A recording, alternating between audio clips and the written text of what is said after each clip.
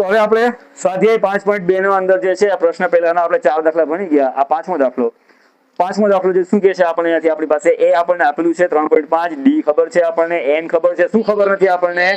N ખબર નથી. પહેલા દાખલાની જેમ પેલામાં એન ખબર નહોતી એમ પાંચમામાં પણ એન આપણને ખબર છે નહીં, એટલે ગોતી લેવાનું. બરાબર છે આપણે. ચલો એના માટે સૌથી પહેલા શું જરૂરી છે આપણા માટે? સૂત્ર. બરાબર. પ્રશ્ન પહેલાના દાખલામાં 5 સૂત્ર. ચલો સૂત્ર બોલો. સૂત્ર શું છે આપણી પાસે?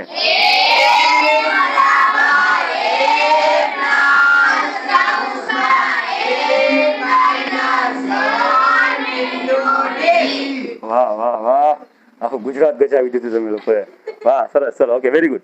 હવે અહીંયા જે છે આપણી પાસે, અહીંયા જોઈએ શું શું આપણી પાસે છે. એન બરાબર, પછી પછી શું જરૂર પડશે આપણી પાસે? એન અને શું છે? ડી. આ ચાર વસ્તુમાંથી કોઈ પણ વસ્તુ ના આપી હોય ગમે ત્યારે, કોઈ પણ દાખલો તમને પૂછાય, બરાબર છે, કોઈ પણ એક વસ્તુ ના આપી હોય તરત જ મગજમાં આ સૂત્ર ફટાક કરીને આવી જવું જોઈએ. આ દાખલો જે છે આખું કોષ્ટક શું કામ આપણને આપ્યું છે? એની પ્રેક્ટિસ કરવા માટે, કે તમારા મગજમાં ઘડાઈ જાય. ઘડી તમે એક સૂત્ર તમે બોલો, આવડી જાય. ઓકે, ચલો તો સૌથી પહેલા એન કેટલું છે આપણી પાસે? એન આપણને ખબર છે? ના યાર, એન ખબર નથી આપણને. બરાબર છે. ઓકે, ચલો ઓકે. હવે જોઈએ આપણે આ એડવર્ટાઇઝમેન્ટ વચમાં આવી જાય પાછી. ચલો અહીંયા જો. ઓકે, હવે બીજું એન ખબર છે, ડી ખબર છે અને એ ખબર છે. ચલો ઓકે, યાદ રહી ગયું બધાને? એ શું છે? ચલો ઓકે. પછી ઘડિયા પછી આ બધું નહીં આવડે તમારે કહેતા જાજો. એ શું છે?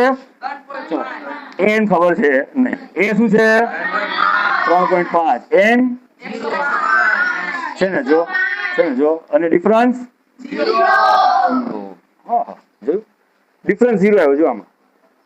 તો ડિફરન્સ 0 આવે તો એનો મતલબ કે શ્રેણી આગળ વધશે. મેં તમને સમજાવ્યું હતું પહેલા લેક્ચરમાં આપણે કે ભાઈ જો ડિફરન્સ જે છે જોઈએ, પહેલા દાખલો સોલ્વ કરી નાખીએ પછી આપણે જોઈએ. બરાબર છે. ઓકે, ચલો તો એન બરાબર શું છે આપણે ખબર છે નહીં, એટલે એન ને એન મૂકી દેવાના. બરાબર કાંઈ નથી, બધું સિમ્પલ સૂત્ર મૂકા પછી બધું એમને નીચે જે છે જે વેલ્યુ આવી છે એ બધી મૂકી દેવાની છે, પછી ગણતરી કરી નાખવાની આપણે. બીજું કઈ છે નહીં આમાં મોટું. બરાબર, ચલો ઓકે, વેરી ગુડ. એ શું છે આપણી પાસે? 3.5 પ્લસ ના પ્લસ એન કેટલા છે? 105, પછી માઇનસ 1 અને ઇન્ટુ એટલે ગુણ્યામાં ડિફરન્સ કેટલા છે? 0. સાવ સિમ્પલ. જો હવે એન બરાબર શું છે આપણી પાસે ખબર છે આપણને? એમને મૂકી દો 3.5 ના 3.5 અને પ્લસ. હવે તમે જો તમે ગમે એ કરો, કાંઈ સાવ સિમ્પલ. આ જે પણ સંખ્યા આવે અહીંયા કાઉન્સ નું ગુણાકાર તમે 105 માંથી એક કેટલા થાય? 104. એનો 0 સાથે ગુણાકાર કરો તો શું થઈ જાય? 0. કોઈ પણ સંખ્યાના ગુણાકારમાં શું આવી જાય? 0 આવી જાય એટલે શું થઈ જાય? 0. વાત થઈ ગઈ પૂરી. સાવ સિમ્પલ, સાવ શોર્ટકટમાં દાખલો પતી ગયો. બરાબર છે. આનો ગુણાકાર કરી નાખો. બરાબર, 0 લ્યો. હવે 0 થઈ ગયું તો સરવાળો કરી નાખો તો હવે શું આવે? એન બરાબર શું મળ્યો આપણને? 3.5. જો સિમ્પલ લ્યો. છે કઈ આમાં? છે કશું બી? આવડી ગયું ને? કમ્પ્લીટ, એકદમ પરફેક્ટ. રેડી. ઓકે, બરાબર છે.